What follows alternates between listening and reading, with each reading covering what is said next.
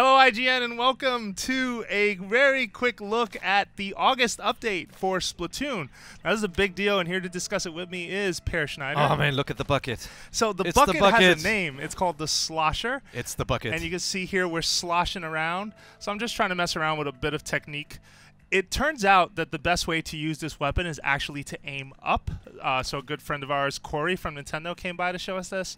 And his basic advice was, not only is it better to aim up because you get some good distance, but also like you can shoot over an obstacle. So you can hide behind like one of those inflated sort of dolls in like one of the stages, like one of the cover, and look how much distance we got there. Like that's really good. And it's got that potential, just like the brush, that you can spam it fast, like you can go really, really fast. Well, it's still actually kind of slow, but you get so much out of it that it seems faster than it is, to be fair. I feel like with the brushes, some of them you just lightning quick. Yeah, you can go super fast. You can't go quite as fast with this. So we've got the ink strike on there, and we've also got the ink, one of the ink bombs. So here we're going to jump into squad battle. Now this is a big deal because this is part of the August update. We're going to see here that when you create a squad, if anyone else was playing, their names would be highlighted on this list. No one else is at the moment. So we are going to go ahead and create a squad here. Now you have some choices. You can go quad squad, which is the normal 4v4, and you can have your friends join. Now you can go tri-squad, but there is a warning with tri-squad that you might get matched up against a quad squad. Wow. So you'll be a man down. That's a possibility. So if there are not enough players, basically, instead of letting you wait forever. They warn you, you could be matched against this. There's a possibility you're at a disadvantage. Are you sure? Or if not, you can go twin squad, 2v2, which should be fun. We should do that. Yeah, I've always wished for, maybe the next update to give you some sort of special reward if a player of your team drops out, right? Like if you finish and you win with 3 players, you should get something for that. More points, multiplayer or something. So you may have seen that really quickly, but there was a password. You can put a password on the room if you want. So right now we have our squad. Our friends are going to join this squad right now really quickly. We're going to play on either Urchin Underpass or Black Belly Skate Park. Now, Urchin Underpass has undergone some changes, and we need to talk about that, but we're going to see more of that in a second. The rank is S on this file. This is not my file, but the ranks now go to S+. There was sort of a rank sort of lift. Yeah, look at Clark there with his S+ with his S+ and his must be Clark Kent. Yeah, possibly. There's definitely a Superman in that guy. And so, yeah, you're just getting a quick look at this here. I do want to point out a few other things. Now, the level cap gets raised. You can see it here. Level 24, right? Yeah, we're already over level 20 here. Thanks. Yeah, good catch. And there's new gear.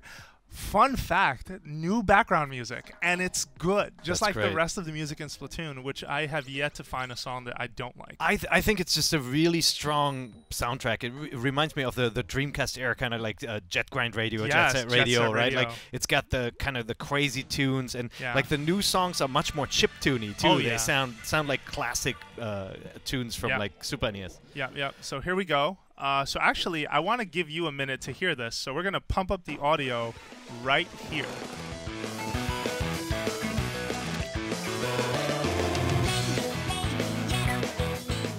How about that, right? Yeah. Like, that's really good stuff. It's very cool. And you've obviously played on this level before. Well, kind of. We'll talk about that in a second. So there are changes all over the place. Now, I don't do a great job of showing them to you, and I'm sorry, viewer. But I will say that behind me to the left is an opening that has never existed before over there, or it has, but it's been heavily changed so that there are more openings along the way. So there was just this one hallway that you can take that was basically sort of covered from the enemy. You can see it here. It's now open.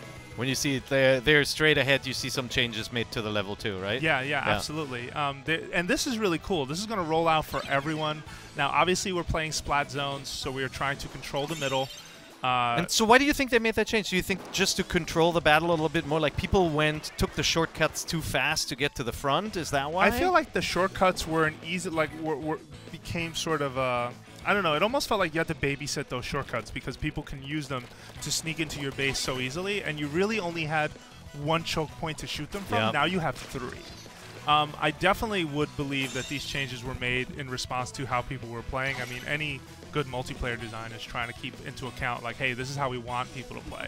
And sometimes that isn't how it plays out after you make it, right? Well, and it's a game designed around the gamepad, so you're supposed to look at your map and see where there's activity, right? Like, and so if there's only one choke point, it just becomes this battle of attrition rather than being more about strategy and saying, hey, all the enemies are all going the left way, let's send 2 people to the right. Yeah. And ultimately, I want to see how this affects Turf Wars, too, because I've won some games on Turf War just because I was aware of, oh, that shortcut's open, let me take that really fast, go over there. Yeah.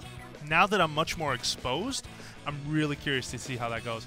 So, of course, you know, we have to control the center zone. The other team is obviously trying to take it from us right now. We have it. And this was a pretty long match. We basically went the full 5 minutes. Yep. But you're seeing, again, this the splasher is amazing. And you know with the pattern of how they've been... Now, they didn't say this, but you know with the pattern of how they're releasing variants of each weapon, you're going to see a splasher with other sort of perks attached to it, or other sort of... like right now, it's the Ink Strike as the special. Which is super powerful, right? Yes, super, super powerful. No, agree. We also got footage of the Splatling, but first I got to get splat by my boy Clayton over here using the Squelcher. Yeah, this is going to be interesting because this weapon, I mean, it's definitely... You know, you can tell it's not as powerful as like a a sniper, or like it's because it scatters more. It doesn't have the distance, so you're gonna have to figure out a different strategy to get to people. So Ink Strike is good. It's a good matchup for it because you can take somebody out who's sniping you from far away that you otherwise could not get to, right? Yep, absolutely. Yeah, so that's just me. So I was trying to use that piece of cover a second ago and throw over it, and that's super useful. Obviously, splashing a tree is doing us no favors here. Chalk it up to nervous first time with the bucket-looking weapon thing, maybe. You just like orange trees.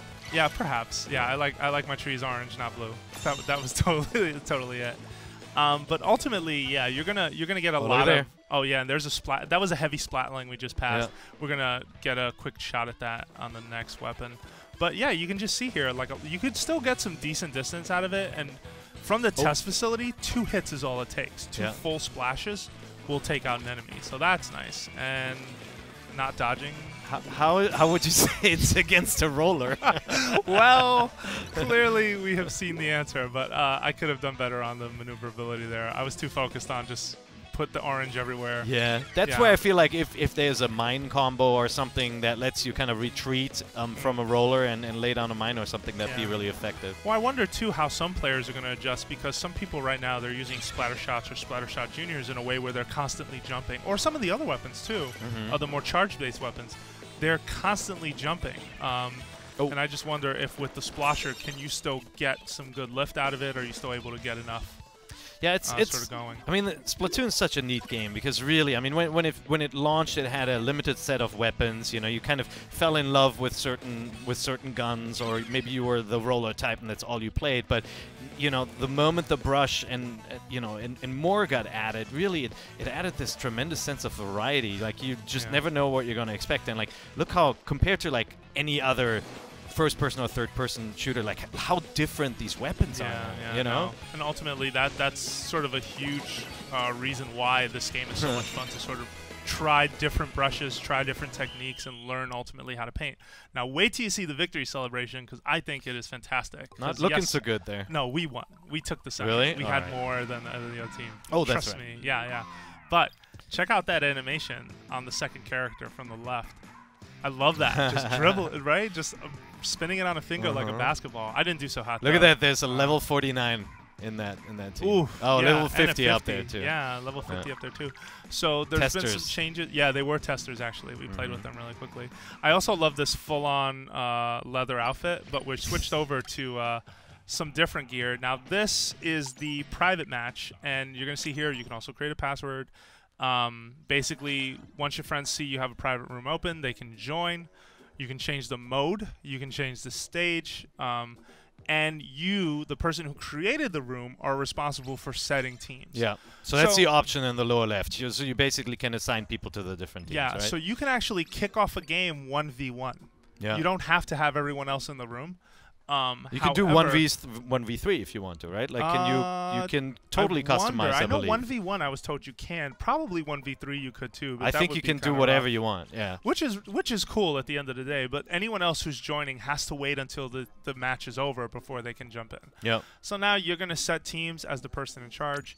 Now I will say this is where it gets a little weird. Obviously, you're gonna have to use outside means of communication to be able to set who's on what team because you're not gonna have a way to talk in the game. Yeah. But yeah, you saw that. Sad reality, but you can choose. You can. I mean, just now you could do really lopsided teams if you want to do it, which is great. Like, you know, if you're playing against kids or something, I don't know, maybe somebody's crazy enough to have 4 Wii U's in one house. Oh yeah, for sure. I will say though, like, it'll be fun to play Turf War with our friends and not get switched around on teams with total strangers, because that's been the bummer for me, right? Like, Turf Wars is a great mode, but it does bum me out that we get separated every once in a while, like either when you and I play or when, you know, myself and some other friends play. Like, that seems to be happening a lot. So is there anything that protects players from just kind of experience point farming, or like? Oh, you can't earn anything. So there's nothing in this, right? So in the other mode that we saw, Squad Battle, you can rank up by the normal means. However, it's capped at S rank. If you want S+, you have to play regular ranked mode to get it. You cannot do it through Squad Battle. Octopi on the wall. So this is the heavy Splatling. This thing is just full-on Terminator. I love it. Just get up on top of a surface and go full-on Arnold. I am so worried that this is overpowered. Look at that. You can see the icon in the center, right? Like the reticule. You can see how it empties the spinny thing. Yeah, there's 2 layers of charge. When you let it go, that's the duration of fire. So you can charge up partially and then let go. You could even tap it and it'll fire tiny bullets, but they don't go very far. Ultimately, it's not super useful unless you have some distance, but it feels like it has more distance than most splatter shots. I don't know if it outshoots the Squelcher yet. I'm not entirely sure. But it's fairly, I mean, it slows you down. You can see it slows you down. You're not that fast, but it does look really powerful, and especially again here, this combination again with Ink Strike, right? That is going to be a gnarly opponent to face. So in a later match, they put the leather jacket on, the leather boots, the motorcycle. I got the aviators on, and I was just hanging out on top of a building, just shooting down. Yeah, you can see some of the range here. You can see how fast you can shoot. Really far, and it's really strong. That said, you have to. I think I get this guy. Yes, there you go. We got him. Take that, Tony. Tony gets revenge a lot of times in here. But yeah, no, it's Clark put a stop to that. The magical S+ Clark. But yeah. You're also a lot slower moving, but you do have an Ink Strike to work with. I didn't toss out my sub-weapon, but I believe... I can't remember off the top of my head, so I probably shouldn't bring that up. Yeah, but you're seeing... so during my time, I also heard at least 3 new tracks. Oh, yeah? Which was kind of fun. Yeah, I like that. All, you know, sort of chiptune-y, although one of them was a really different style of sound, and I cannot remember off the top of my head if it was blues or something just very different. Yeah, I was like, "Whoa, this is rad." Yeah, this is gonna be awesome. I mean, it means like even if you have your favorite weapon, you know, like these kind of content releases just make you try something new, right? Like you might never switch away from a weapon from the first set, but just getting these new ones in there gives you an incentive to try them out. And then I think it's kind of nice to be able to just play with friends and not have to worry about anything. You know, you can really get used to new weapons and train or try out the levels. Yeah, so not just think about ranking or going up. Although that's a nice benefit too, and I think Squad Battle does exist for that. Interestingly enough, though, Squad Battle is only for the ranked playlist. It does not do anything for sort of the regular Turf Wars. You can't do Turf Wars in a Squad Battle. But anyway, there you have it. Watch this adorable ending to this ending animation, which is really good. This was just a standard game of Turf Wars. And as always, you are in the right place for Splatoon coverage. What website is that? It's called IGN, Jose.